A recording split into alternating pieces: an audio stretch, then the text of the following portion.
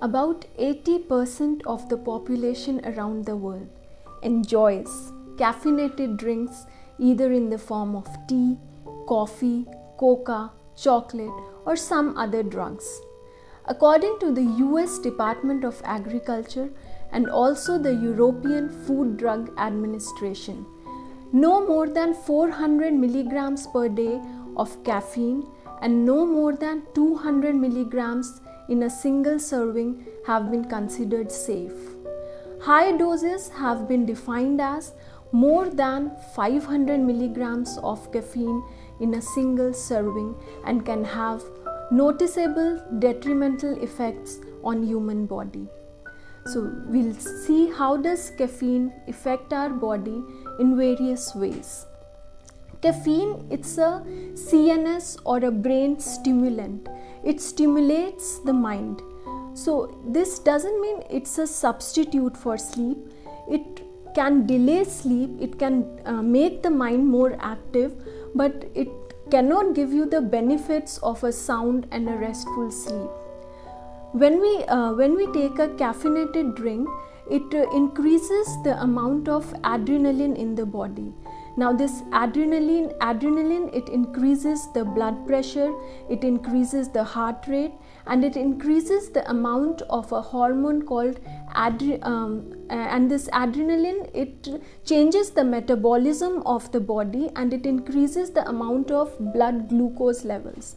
Now this increase in blood glucose levels for a temporary time may give us that feel good and active feeling for time being, but in the long run it's harming the metabolism of the body.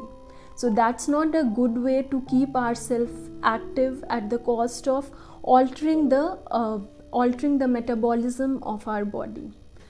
Caffeine has a role to play with headaches and migraines as well. In migraines, there is a naturally acting and necessary substance in the brain called adenosine. And caffeine, it interferes with the activity of this chemical called adenosine. If someone is already has a known history of migraine, is already going through migraine attacks, for such a person even moderate amounts of caffeine, with moderate we mean about 3 to 5 times in a week, can make him addicted to it and can increase the frequency of his migraine attacks.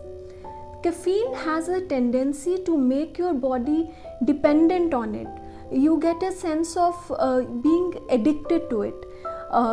Why this happens is because caffeine stays in the bloodstream for quite a long time. It doesn't get metabolized very easily. Once we take caffeine, it gets absorbed through the stomach lining and through the intestinal lining into the bloodstream, and it stays there for quite long time, for several hours, for up to 6 hours. And when a substance is circulating in your bloodstream for that long, your body tends to get dependent on it. And then later when we try to eliminate it from our diet, the body starts showing withdrawal symptoms in the form of headaches, mood swings, and other things, other physiological and psychological changes, because caffeine constricts the blood vessels, and once we stop taking it, it enlarges the blood vessels again and increases the blood flow to the brain again, and it takes time for the body to get back to its natural state again. Not only the mind, it has a significant effect on the heart as well. It increases the heart rate and blood pressure temporarily, but for a person who already has a compromised cardiac health or some heart disease, even that temporary increase in heart rate and blood pressure can be life threatening for him. So people with cardiac diseases should not go beyond the permitted levels of caffeinated drinks.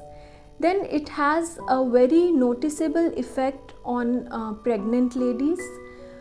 During pregnancy, your speed of metabolizing caffeine, metabolizing means eliminating it, digesting it out from the body, gets further lowered. A pregnant lady will take 1.5 to 3.5 times longer to metabolize caffeine than a non-pregnant one. And it's not only harming the mother, but it has the capacity to pass through placenta and reach the baby as well. So it's harming the baby as well. And dosage more than 200 milligrams per day for a pregnant lady have been associated with miscarriages and low birth weight babies. So these are the effects which caffeine can have on the body. But now how to, if we have already been using these caffeinated drinks, and if we are already a part of that 80% population who enjoy this caffeine, then how to quit it and how to get out of it? Then we can, it won't be a good option to give sudden surprises to your body and all of a sudden stop it, go from all to none principle. We have to get it down gradually, because as we mentioned, it has a addictive or it gives a sense of dependence to the body. So suddenly we just can't cut it off, as it will result in drastic withdrawal symptoms. So maximum amount of caffeine which comes to our table is in the form of espresso, coffees and teas. So these can be gradually brought down. It can't be a all or none principle. We can't give sudden surprises to our body and then go through all those withdrawal symptoms. So if we have already been taking something which has high dosages of caffeine, then we have to gradually bring it down. If we are taking something like teas, espresso coffees, these bring the maximum amount of caffeine to our table. So they have to be substituted with drink which are also caffeinated but have lesser amounts of caffeine. For instance, green tea, they have moderate amount of caffeine, and herbal teas, they have practically no caffeine. And another option is to steep our teas and coffees for a lesser time, to boil them for a lesser time. That will bring down the caffeine content to some extent, and then gradually we can keep cutting down upon the quantity which we are taking and amount of time for which we have been boiling our tea or coffee. Another option will be at least we should restrict to the permissible dosages, which is 400 milligrams per day and no more than 200 milligrams in a single serving. Gradually we can start substituting our caffeinated beverages with healthier options such as coconut water, fruit juices, vegetable juices, or simply water. Water is a much healthier option than going for any caffeinated drink. And as our body gradually gets used to getting off this substance which has a tendency to get you dependent on it, to get you addicted to it, we'll start relishing the effects of these healthier drinks, and we will be able to tolerate the withdrawal symptoms better. Hope this helps us get out of this 80% of the population which are going through the effects of caffeine in the name of enjoyment. Thank you.